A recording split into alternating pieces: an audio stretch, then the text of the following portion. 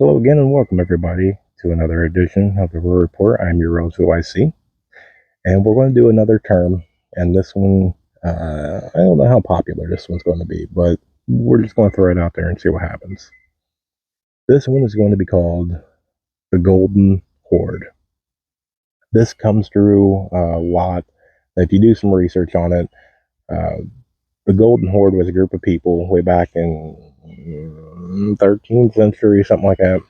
I'm not very good with exact dates, but back in history. And basically, in layman's terms, it is a group of people that were forced to flee out of panic and desperation. So let's carry that over into the prepper terms and the prepper community and why it should matter to you.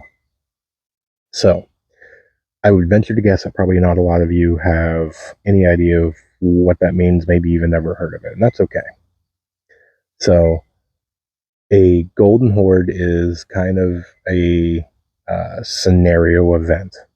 So that is a CME or a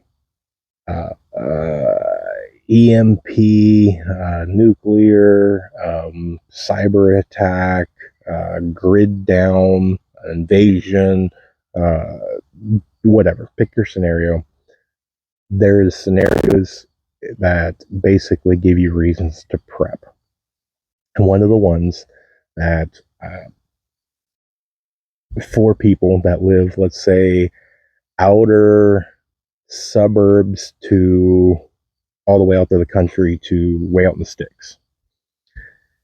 The Golden Horde is basically the group of people that are the just-in-time to a couple of days worth of supplies, everyday normal people that really cater to social services. Most of them don't have a vehicle. A lot of them use public transportation. A lot of them are on some sort of governmental assistance. Things are within walking distance or bicycling. It's things like that. Now, do not get me wrong. I'm not saying that those people are evil, bad, anything along those lines. Not in any sense of the what I'm trying to go after here. Okay. Everybody's situation is different. No judgment. Not saying anything wrong with that. But let's go into it. Let's say that you live, I don't know, 10 miles, 20 miles, whatever, outside of a major city, which is probably a lot of people. That is, in essence, a short drive or short-ish compared. Especially it is, let's say, anything less than a half hour's drive. That is walkable. Anything's walkable, but that is walkable. That is bicyclable. That's moped. That's, any sort of transportation. If something goes bad, and there is, and I cannot think of his name, and I apologize, I'm bad with names. I want to say it is Mr. Rawls is his name. He's written a ton of prepping books. He's got a website. He's got a lot, and I'm kind of embarrassed and ashamed that I don't remember his name. But he does a really fascinating thing, and I've read this a long time ago on the Golden Horde. That he says, let's say that you have an average Joe that lives just outside of the major city. He's got an old 12 gauge, hunting shotgun that he hasn't fired in years. He's got an old, pickup truck with half a tank of gas. He's got, a 2-gallon gas can for his lawnmower. He's got enough food and water that if he really, really tried with the warning, he can probably survive up to 7 days. Just kind of your average Joe Blow citizen.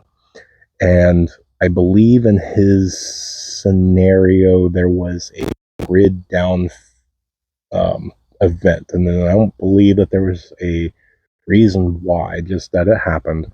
And so all your public services ended. There was no more sanitation. There was no pumping gasoline. There was no cell phone, no power, no water, things like that.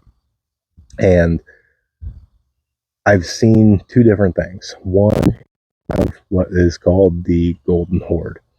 And that is where, after a certain period of time, you have a large exodus of people that panic and vacate the area kind of all at one time. And I'm going to say for 99% of people, even if you have a mutual assistance group, maybe you have 20, 25, whatever, I don't care how well armed to the teeth. I don't care what your defenses are, your booby traps, your fencing, your whatever you have. If you're talking thousands of people, even if they're barely armed or unarmed, good luck. Um, it's one of them ones of you can take the Harlem Globetrotters and put them up against 50, high school players, and it doesn't matter. Numbers overwhelm. It's just not going to matter on certain aspects, and something like that there's 25 of you on 50 acres with 5,000 people coming from all different directions. Not going to happen. Um, and so it's kind of one of them worst nightmares, and it's extremely hard to prep for. And it's one of them ones that, the people that do know what that term means, that it's one of them ones that, if that happens, it's almost a red line in the sand of, this is a bug out, thing. Now, I have heard from other people, famously in the prepping community, that say that there is a large majority of people in the city that are so reliant on those services, and so reliant on norms and social norms, and that they are in a mindset that somebody's coming to save them. The government's coming, emergency services are coming, somebody will be called out, and they will sit tight forever. They're not going anywhere for no reason. Nothing's getting them out. Um, I think there will be some of those that do, especially people that are elderly, that have disabilities. There's a large number of people that do. Okay. But for me, and I will do this without doing too much of an OPSEC, hopefully. I live in Ohio. The closest major town that anybody that is watching this is Columbus, Ohio, has between 900,000 and a million people in city limits. So, for a Golden Horde, to put this in perspective, is not the entire city leaving. Let's say 10%. So let's go with the lowest number of 900,000.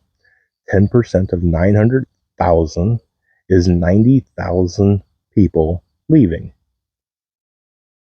Now, are they all coming in my direction? No. I understand that there's north, south, east, west. I'm not going to say, which way I am. But you're not going to have 90,000 people all head east or north or whatever. Okay. They're all going to kind of fan out in different directions. But it's also going to be the thing that it doesn't necessarily mean that out of that 90,000 people that, 10% of 90,000 is 9,000. Okay, so let's say 10% of that 10% heads in your direction. Are your group, is your neighbors, is your small community, are you guys prepared to take on 9,000 people? Probably not. And even if 10% made it to your community, okay, what's 10% of 9,000? 900. Are you prepared to take on 900 people? No, you have to be realistic. So hopefully it gives you something to think about. Hopefully we'll never, ever, ever, ever get to that situation to ever see if there was going to be an event to where a Golden Horde happens. So hopefully that helps. Hopefully you found that to be informative. I have fun making these little mini-series, so if you do too, drop a comment, do all the fun YouTube stuff, hit the like, subscribe, hit the bell for notifications, so that way you can be notified of all future content that comes out. And with that, I remind you to remain united. We're all prepping in this together.